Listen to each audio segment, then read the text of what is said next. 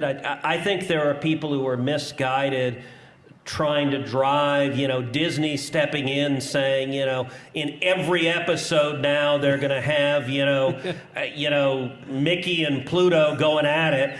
Like, really? Thank you for that image, Senator. But it's just like, come on, guys. Like these are kids, and you could always shift to Cinemax if you want that. Like, why do you have?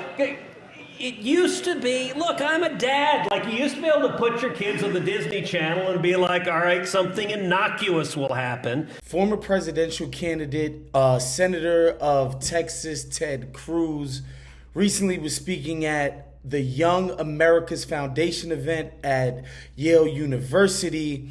He sort of got into it about Disney coming out and being opposed to Florida's Don't Say Gay ban. He insinuated that Disney was now going to have shows where Mickey and Pluto are, quote, going at it.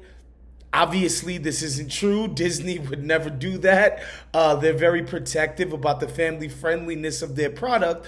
But of course, this is Ted Cruz, so he's going to go on stage and speak publicly and spit utter untruths and lies about whomever, whenever he feels like it. But, it begs a different question, which is like, why are these dudes, Republicans specifically, so obsessed with just the acknowledgement of gay people, period? The Supreme Court ruled. I don't agree with the ruling.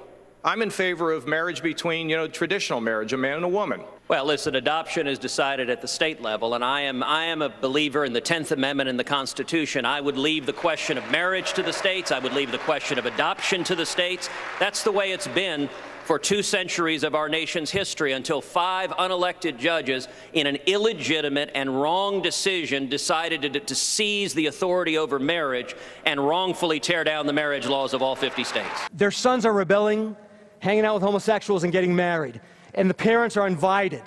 What would you do if that was the case? Here's what I would do. Sackcloth and ashes at the entrance to the church, and I'd sit in cow manure, and I'd spread it all over my body. That's what I would do. It's not enough that they demonize them in their rhetoric. It's not enough that they've tried to make these people pariahs for years. They have to go out and pass laws, and then they repudiate corporate entities who come out and en masse oppose this stuff. Like, the war is over, right? Like, we passed gay marriage in the Supreme Court. Corporate America and basically the ruling class has decided a long time ago that they weren't going to go with this anti-gay stuff.